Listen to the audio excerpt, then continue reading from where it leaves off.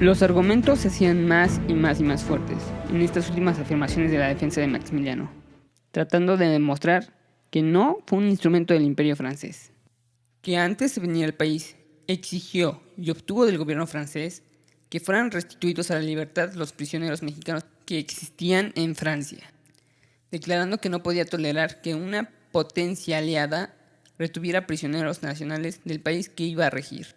Y argumentó que cuando estaba en Orizaba lo obligaron a tomar la resolución de permanecer en el país porque le presentaron datos que le hicieron creer que había una combinación entre el gobierno de los Estados Unidos y el gobierno francés para imponer a la nación mexicana un gobierno contrario a su voluntad.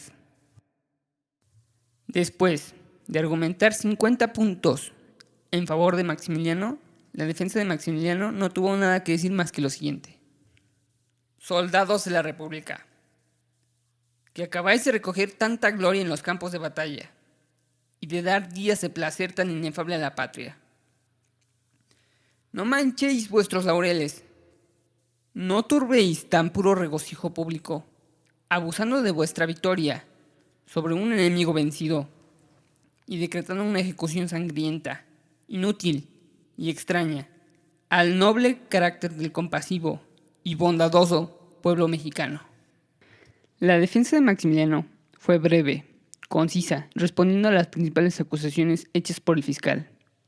Gran parte de estos argumentos son de carácter político, pues trata de convencer a los miembros del Consejo se considere la vida de Maximiliano. Al no atentar contra los intereses de la nación.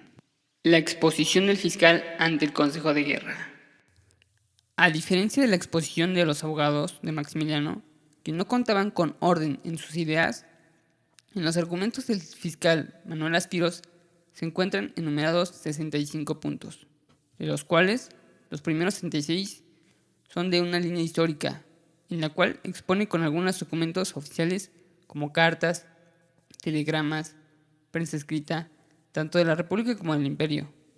Del 37 al 49 se concreta a responder y defender los cargos por los que se le está procesando. Y es que Manuel Aspiros comenzó su exposición justificando la sumaria.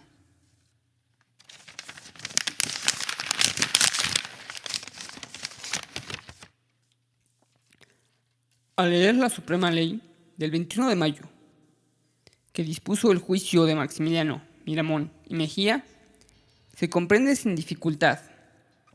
Y yo comprendí, desde luego, que se trataba de un proceso criminal no común, pues no necesitaba contener, como ordinariamente sucede, la sumaria, cuyo objeto es la comprobación del cuerpo del delito y el descubrimiento de los delincuentes, cuya razón legal, puesto que los actos criminales que se refieren en la orden los han cometido y cogido infraganti. El primer cargo de Maximiliano consiste en haberse prestado a servir como instrumento a la intervención francesa. El segundo cargo consiste en el título del emperador, con que vino a secundar las miras de la intervención francesa.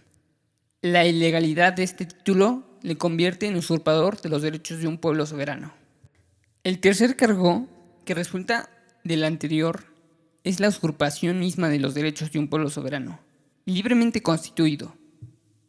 El cuarto cargo es el haber dispuesto, con la violencia de las Fuerzas Armadas, de los intereses, los derechos y la vida de los mexicanos.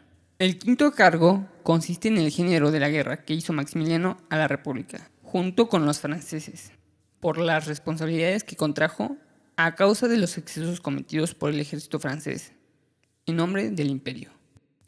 En el sexto cargo consiste en que Maximiliano actuó conociendo las circunstancias en las que se encontraba México. El séptimo cargo consiste en ser el autor del célebre decreto del 3 de octubre de 1865.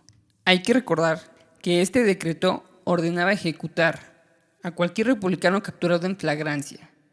En el Archivo de la Nación obra el expediente, que a la letra dice: la ley del derecho de guerra que ha infringido es la que consigna al médico de Batel, en estas palabras: luego que un enemigo se somete y rinde en armas, no se le puede quitar la vida. Por consiguiente, se debe dar cuartel A los que deponen las armas en su combate. Derecho de agentes. El médico de Batel. Y lo refuerza con lo siguiente. Dar muerte a los prisioneros no puede ser un acto justificable, más que en casos extremos. De Hugo Grocio. Derecho de guerra. No obstante, el médico de Batel señala: hay un caso en que puede negarse la vida a un enemigo que se rinde, y toda capitulación a una plaza en el último apuro, y es cuando un enemigo ha cometido algún atentado enorme contra el derecho de gente, y particularmente cuando ha violado las leyes de la guerra. En este supuesto, en esta hipótesis, en este caso, se halla Maximiliano de Habsburgo. El octavo cargo es difundir noticias falsas, alterar el orden público y la paz pública, difundiendo noticias falsas, amedrentando que el ejército republicano había fracasado. El noveno cargo es el de haber continuado la guerra después de que se retiró de México el ejército francés. El décimo cargo es el de haber abdicado al título de emperador, que hasta el fin procuró defender con las armas.